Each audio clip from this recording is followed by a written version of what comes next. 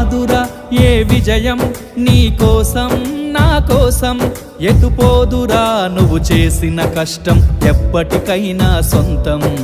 కాలంతో పయనించే వాడికి కానిది ఏముంది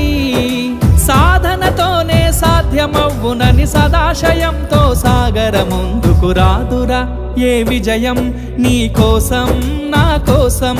ఎటుపోదురా నువ్వు చేసిన కష్టం ఎప్పటికైనా సొంతం